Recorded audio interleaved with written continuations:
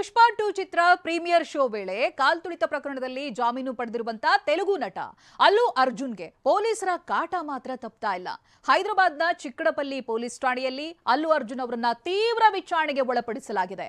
ಇನ್ನು ಅಲ್ಲು ಅರ್ಜುನ್ಗೆ ನೀಡಲಾಗಿರುವಂತ ಮಧ್ಯಂತರ ಜಾಮೀನನ್ನ ಪ್ರಶ್ನಿಸಿ ಸುಪ್ರೀಂ ಕೋರ್ಟ್ ಮೊರೆ ಹೋಗಲು ಹೈದರಾಬಾದ್ ಪೊಲೀಸರು ಚಿಂತನೆ ನಡೆಸುತ್ತಿದ್ದಾರೆ.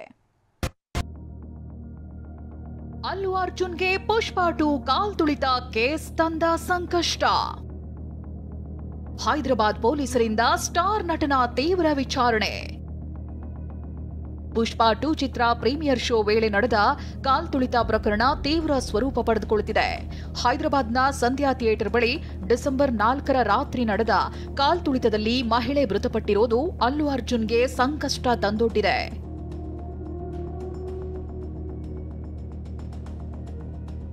ಕಾಲ್ತುಳಿತದಲ್ಲಿ ಮಹಿಳೆ ಸಾವನ್ನಪ್ಪಿರೋ ಪ್ರಕರಣವನ್ನ ಗಂಭೀರವಾಗಿ ಪರಿಗಣಿಸಿರೋ ಹೈದರಾಬಾದ್ ಪೊಲೀಸರು ನಿನ್ನೆ ನೋಟಿಸ್ ಜಾರಿ ಮಾಡಿದ್ರು.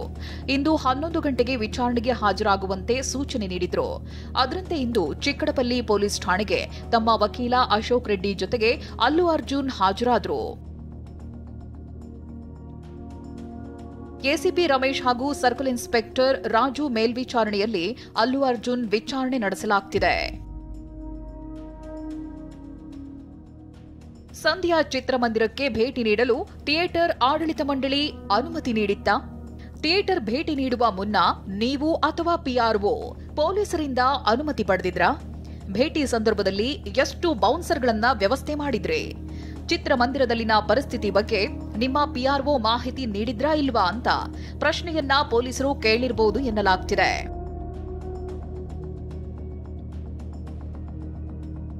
ಹೆಂಡತಿಗೆ ಧೈರ್ಯ ಹೇಳಿದ ಅಲ್ಲು ಅರ್ಜುನ್. ಚಿಕ್ಕಡಪಲ್ಲಿ ಪೊಲೀಸ್ ಠಾಣೆಗೆ ತೆರಳುವ ಮುನ್ನ ಅಲ್ಲು ಅರ್ಜುನ್ ಪತ್ನಿ ಸ್ನೇಹಾ ರೆಡ್ಡಿಗೆ ಧೈರ್ಯ ಹೇಳಿದ್ರು. ಮಗಳಿಗೆ ಕೆನ್ನೆಯನ್ನ ಗಿಂಡಿದ್ರು. ಆಪ್ತರ ಜೊತೆಯೂ ಚರ್ಚಿಸಿದ್ರು. ಇದಾದ ಬಳಿಕ ತಮ್ಮ ಲೀಗಲ್ ಟೀಮ್ ಜೊತೆಗೆ ಬ್ಲಾಕ್ ಬೆನ್ಸ್ ಕಾರ್ನಲ್ಲಿ ಪೊಲೀಸ್ ಠಾಣೆಯತ್ತ ತೆರಳಿದ್ರು.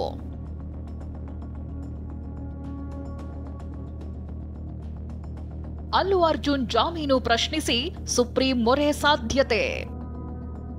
ಈಗಾಗಲೇ ಮಧ್ಯಂತರ ಜಾಮೀನು ಪಡೆದಿರೋ ಅಲ್ಲು ಅರ್ಜುನ್ ಅವರಿಗೆ ಕಾಲ್ತುಳಿತ ಪ್ರಕರಣ ಬೆಂಬಿಡದೆ ಕಾಡ್ತಿದೆ. ಡಿಸೆಂಬರ್ 13ರಂದು ಹೈದರಾಬಾದ್ ಪೊಲೀಸರು ಅಲ್ಲು ಅರ್ಜುನ್ ಅವರನ್ನ ಬಂಧಿಸಿದ್ರು. ಆದರೆ ತೆಲಂಗಾಣ ಹೈಕೋರ್ಟ್ ಅಲ್ಲು ಅರ್ಜುನ್ಗೆ 4 ವಾರಗಳ ಮಧ್ಯಂತರ ಜಾಮೀನು ಮಂಜೂರು ಮಾಡಿತ್ತು. ಈಗ ಅಲ್ಲು ಅರ್ಜುನ್ ಅವರಿಗೆ ಜಾಮೀನು ಮಂಜೂರು ಮಾಡಿದ್ದನ್ನ ಪ್ರಶ್ನಿಸಿ ಸುಪ್ರೀಂ ಕೋರ್ಟ್ ಕದ ತಟ್ಟಲು ಹೈದರಾಬಾದ್ ಪೊಲೀಸರು ಚಿಂತನೆ ನಡೆಸಿದ್ದಾರೆ. ಈಗಾಗಲೇ ಪೊಲೀಸರು ಅಲ್ಲು ಅರ್ಜುನ್ ವಿರುದ್ಧ ಮಹತ್ವದ ಸಾಕ್ಷ್ಯಗಳನ್ನ ಸಂಗ್ರಹಿಸಿದ್ದಾರೆ. ಈ ಎಲ್ಲಾ ಸಾಕ್ಷ್ಯಗಳನ್ನ ಮುಂದಿಟ್ಕೊಂಡು ಸರ್ವೋಚ್ಚ ನ್ಯಾಯಾಲಯದ ಮೊರೆ ಹೋಗಲು ಪ್ಲಾನ್ ಮಾಡ್ತಿದ್ದಾರೆ. Bureau report, TV9.